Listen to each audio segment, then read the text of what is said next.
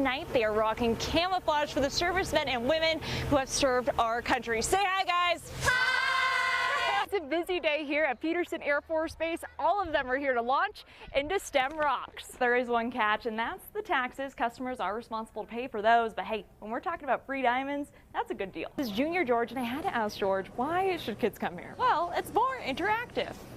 That makes sense. I mean, that's why they don't have Barbies, and that's why they don't carry Legos. Both say they're there to help you search for that perfect toy. Now, Craig, what did you think about puppet skills? Great memories. You, by the way, are fantastically talented. I know, right? To scare everybody and me. Reporting in Manitou Springs, Tori K with Fox 21 News. Here goes nothing. It's a beautiful day for the rodeo. Clearly, it's busy, and they have just about everything. No matter what you're into, barrel racing, bull riding, it's all here. But if billboards aren't the advertising answer, where should these candidates be putting their money? The experts say it should all go to one thing. These balloonists also do a thing called a jump, where you hop in, take the other person's spot, and up you go. This is the infamous bingo burger. Get a look at that. Craig, I know you're jealous. That is delicious. So I'm gonna dig in and send it back to you guys in the studio. It may be cold out here, but these frigid temps are not stopping anyone. I'm hanging out with Shauna from Urban Peak. Shauna, come on over here. She's one of the brave soldiers that will be sleeping right out here behind me. You are nuts in the best way possible. I think I have been told that, yeah. Yes.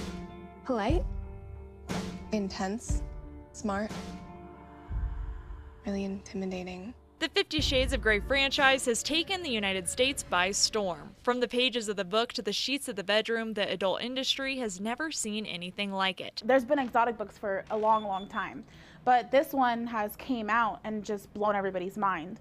And then they have lines and just all this stuff coming out for it, and people are just so interested and fascinated by it. The whips, the cuffs, and some things not suitable for TV, it's drawn in a wave of curious customers. So we've had people come in here that are really, really shy, and now they're like, I just want to know all about this.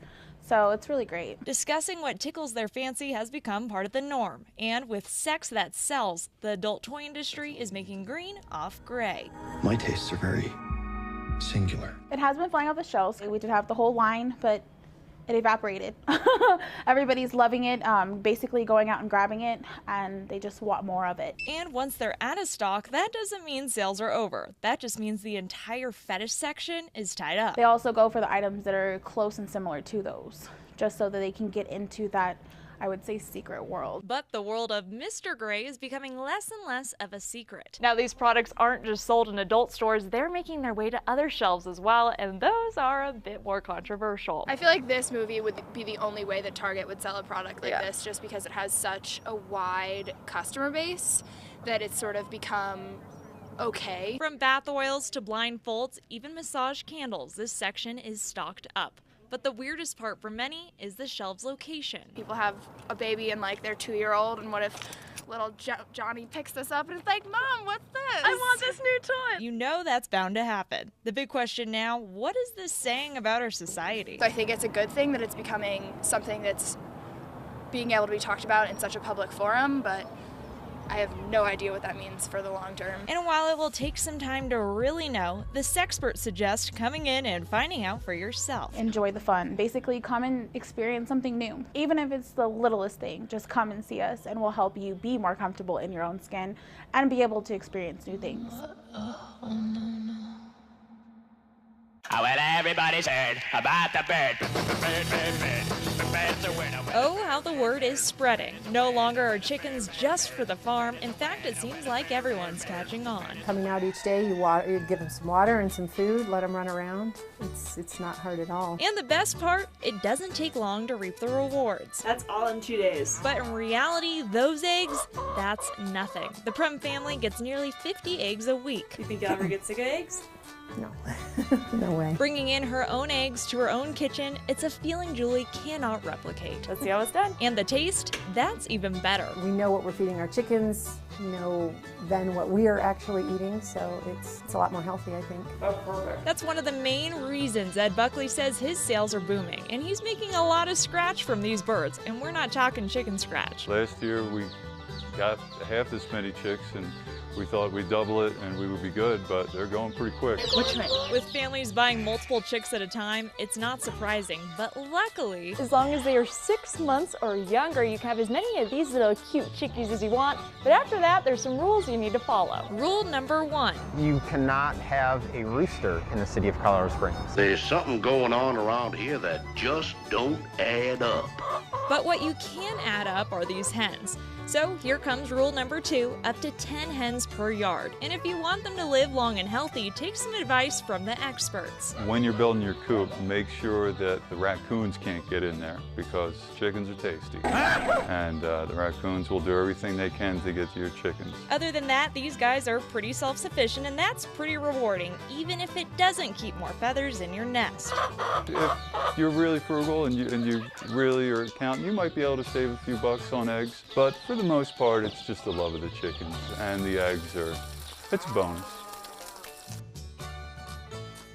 When it comes to candy sales, Valentine's Day is just as big as Christmas. In fact, here at the Rocky Mountain Chocolate Factory, sales have been booming all week long. Chocolate truffles, chocolate apples, and even chocolate fish. Nationally, this holiday brings in close to $1.6 billion. That's tons of chocolate. And when I say tons of chocolate, I literally mean tons of chocolate. I mean, we'll get in 2 or 3 tons at a time. Each year, the Rocky Mountain Chocolate Factory tries to spice it up with some of their favorites. The chocolate handcuffs. I know. It's kind of like your 50 Shades of Grey chocolate. Kind of, yeah. I made sure we specifically made them this year for that specific reason. But before you get locked into anything, these will make your mouth water. So strawberries are their big ticket item. In fact, they've sold close to 15,000 this Valentine's Day season, so I figure I'd help them out. All right, let's do this. Now, I better make myself clear. These aren't just any strawberries. They are long stem berries ordered a year in advance, all the way from California. Check those out. They're huge and they are perfect. Delicious. Hello, welcome to the Chocolate Factory. As the line of customers roll in, they say it's sweet success. Our goals are always, ramped up every year, and this year we're meeting our goals. But the best part by far is not the money, it's the magic. It's nice to know that I'm helping make somebody else's traditions, because I know how special that is to me. No matter what the sweet, the Rocky Mountain Chocolate Factory has you covered. They have 5 locations here to make sure your sweet tooth is satisfied all year long. Reporting in Colorado Springs, Tori K, Fox 21 News.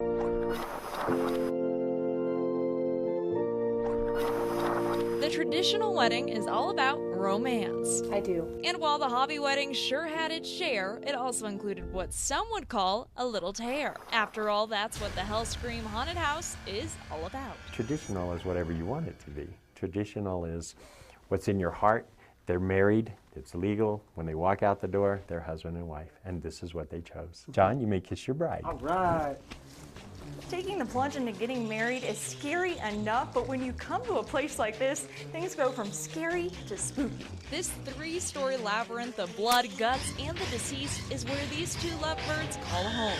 John and Morgan both work here and could not imagine getting hitched anywhere else. I've always been outside the box, and I've always wanted to do something new, so why not get married somewhere that I absolutely love, around the people I love even more? It just screams us. We like unique, we like new.